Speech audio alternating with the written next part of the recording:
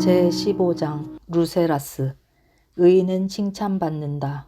잠언 10장 7절. 고문의 고통과 죽음의 광경을 보면서 마세라스의 얼굴에서 눈을 떼지 못한 채 괴로운 표정으로 시종 지켜보고만 있던 한 관람인이 있었다. 그의 눈은 마세라스의 모든 움직임, 모든 표정을 하나하나 빼놓지 않고 주시했다. 그리고 그의 귀는 그의 모든 말을 한마디도 빼놓지 않고 받아 담았다. 모두가 사라져버린 후에도 매우 오랜 시간을 그는 같은 자리에 못 박힌 듯이 앉아 있었다. 텅 빈 허전한 대경기장 속에서 단 한 사람. 마침내 그는 일어섰다.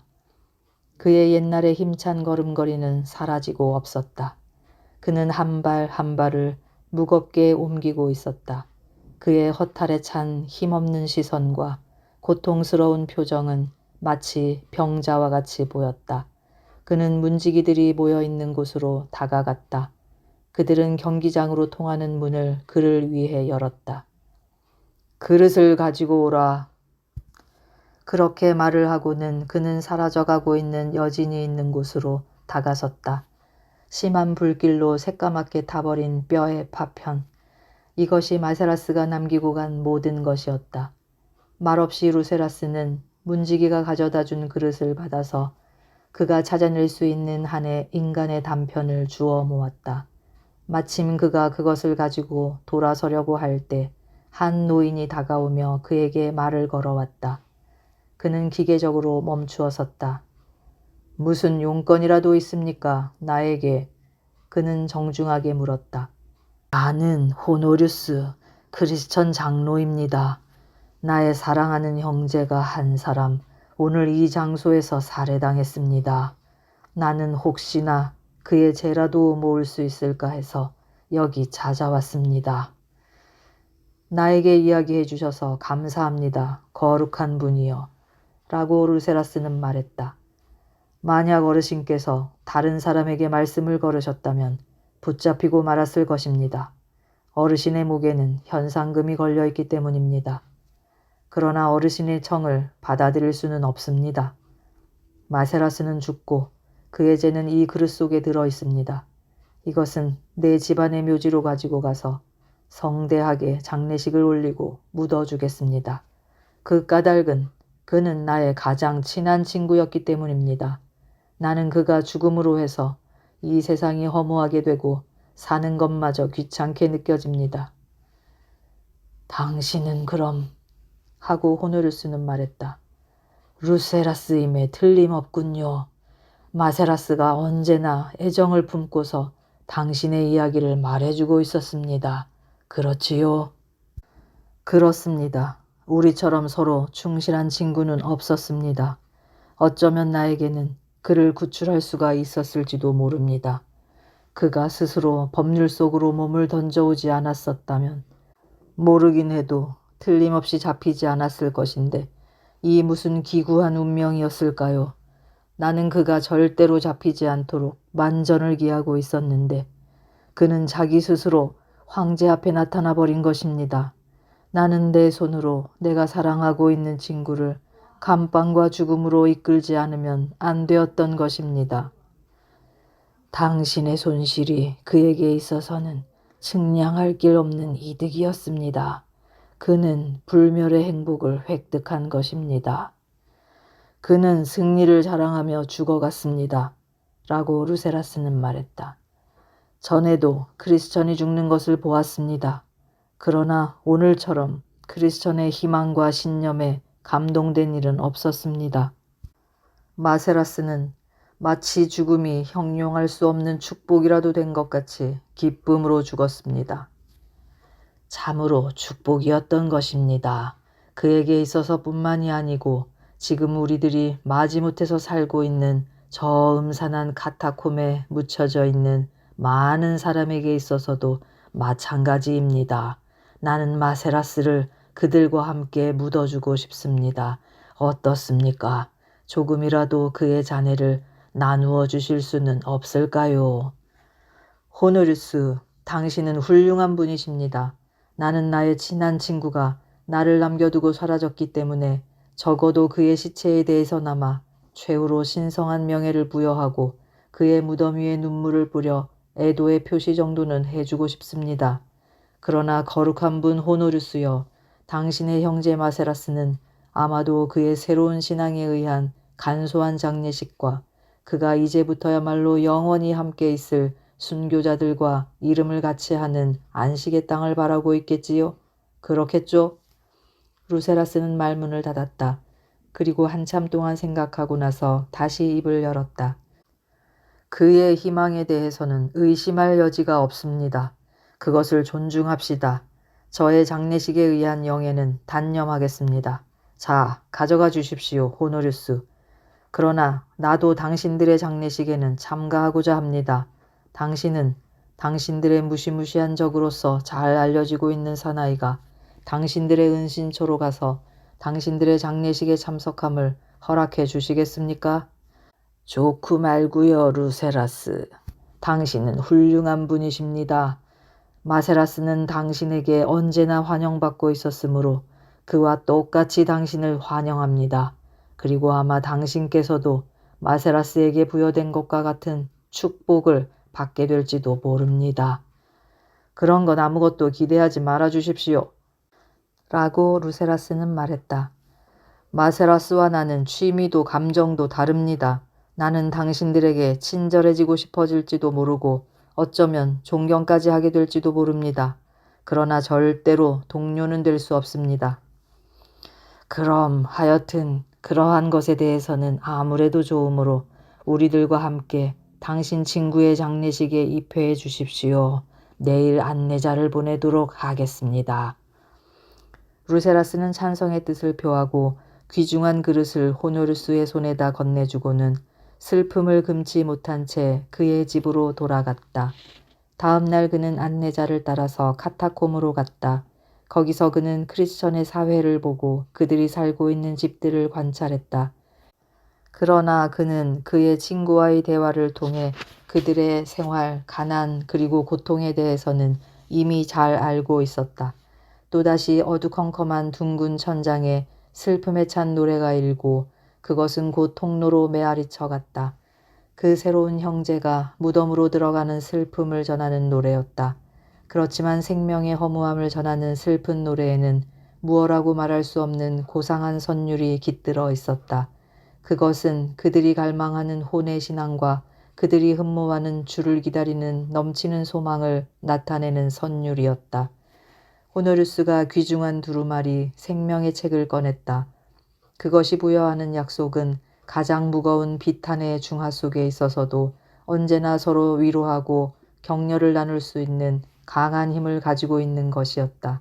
그리고 그는 고린도인의 제1편지의 한 부분, 즉 언제 어떤 때에 있어서도 또 어떤 나라에 있어서도 듣는 자의 마음으로 하여금 재생의 희망에 의한 위안을 때의 관념을 넘어서 열망하는 마음을 일으키게 할 만큼 고귀한 부분을 낭독했다. 그리고 그는 머리를 들고 열과 성의를 다한 소리로 그 재생에 의해 죽음과 무덤을 정복하고 영원한 생명을 획득하는 신과 인간 사이의 유일한 중보자인 그리스도를 통해 하늘에 있는 거룩하고 유일한 신에게 기도를 올렸다. 창백하고 슬픔에 젖은 얼굴을 한 루세라스는 참례자 속에서 두드러졌다. 만약 그가 크리스천이었다면 이와 같은 영광에 찬 교리를 경모하고 이와 같은 고상한 희망을 겸손한 마음으로 경청할 수가 있었을 것이다. 그들이 최후의 장소에 사랑하는 마세라스의 제를 놓은 것도 마세라스의 이름이 새겨진 돌비석을 세운 것도 루세라스였다. 루세라스는 집으로 돌아왔지만 아주 다른 사람같이 변해버렸다. 그의 명랑활달했던 천성은 그가 겪은 심한 마음의 충격으로 말끔히 추방당해버린 성싶었다. 그가 크리스천이 되지 않는다고 했던 것은 진실이었다. 그의 친구의 죽음은 그를 슬픔으로 가득 채웠다. 그러나 그것은 죄를 자각하는 슬픔과는 달라 있었다. 참회도 진실도 그리고 살아있는 신을 알고자 하는 소망도 그를 불러일으키지는 못했었다. 그는 세상 일에 대해서는 즐길 수가 없게 되어버렸지만 그렇다고 다른 행복의 원천을 얻으려고도 하지 않았다. 그러나 그의 친구의 추억은 한 가지 변화를 그에게 가져다 주었다. 그는 마세라스와 형제가 되어 있었던 가난하고 압박받고 있는 사람들에게 동정을 느끼게 한 것이었다.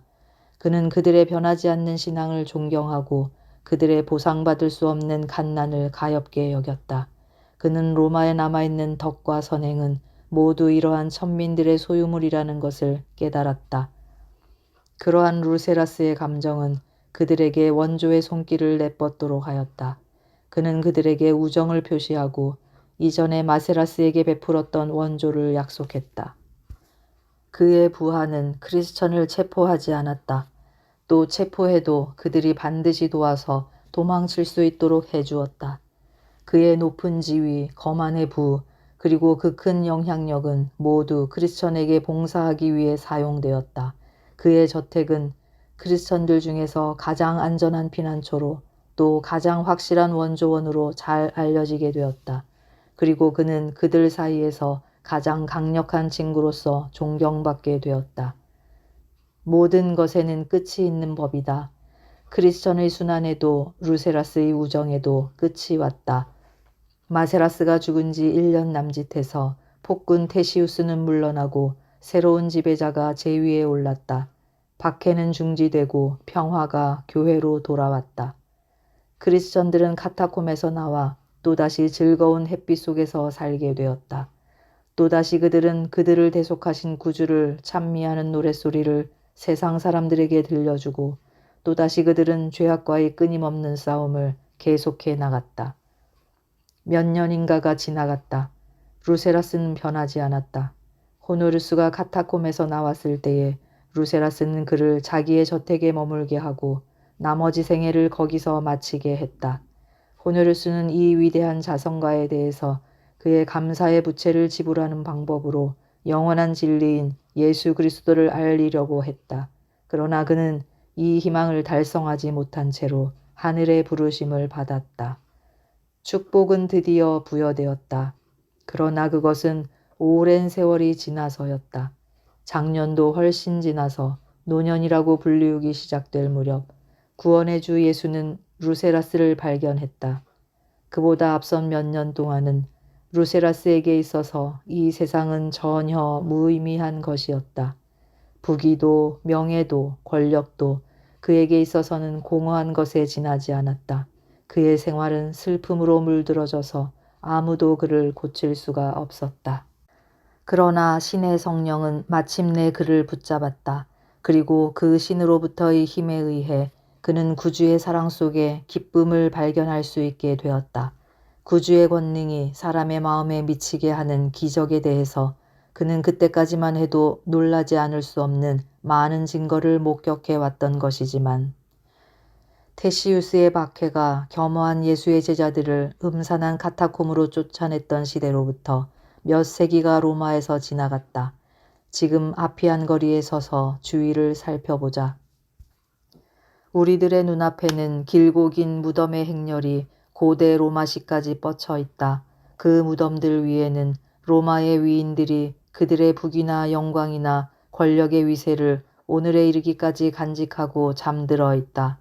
우리들의 발밑에는 이 세상에서는 무가치한 것으로서 버림당하기는 했었지만 훗날 모두 같이 천국으로 들어갈 약속을 받고 있는 사람들의 무수한 무덤이 있다. 이 얼마나 큰 대조를 이루고 있는 것일까.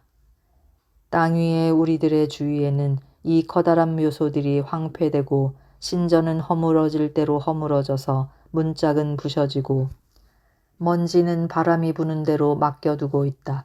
이러한 사람들의 이름은 지금 누구도 모른다. 그들의 뒷방패였던 제국도 멸망했다. 그들이 용감하게 여러 나라를 정복했던 무렵의 이야기는 그들과 함께 묻혀지고 그들을 또한 아무나 알려고도 하지 않는다. 그러나 지하에서 잠들고 있는 순교자들의 추억은 지상에 있는 하나님의 교회에 의해 그리워지고 있는 것이다. 그리고 그들이 그와 같이 훌륭하게 감당했던 하나님의 그 영광에 찬 사업은 예수가 재림하실 때까지 계속되어 나갈 것이다. 학대받고 멸시당하고 쫓기고 고통받던 그들의 이름은 비록 역사책에는 기록되어 있지 않을지는 모른다. 그러나 우리들은 적어도 그들의 이름이 생명의 책에 기록되어 있는 것을 믿고 있다. 그리고 그들과 함께 장래 우정을 맺는 것은 다음과 같이 기록되어 있는 사람들이라고 한 것을 우리는 또한 잘 알고 있는 것이다. 요한계시록 7장 14절에서 17절. 그들은 큰 환난을 거쳐온 사람들이며 그들의 두루마기를 어린 양의 피로 빨아 희게 했느니라. 그러므로 그들은 하나님의 보좌 앞에서 그의 성전에서 밤낮 그를 섬기고 있는 것이요.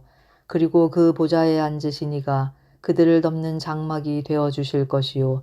그들은 다시 줄이지도 않고 목마르지도 않을 것이며 해나 그 밖에 어떤 뜨거움도 그들에게 내려 쪼이지 않을 것이요. 보좌 가운데 계신 어린 양이 그들의 목자가 되셔서 생명의 샘물로 그들을 인도하실 것이며 하나님께서는 그들의 눈에서 눈물을 말끔히 씻겨 주실 것이요.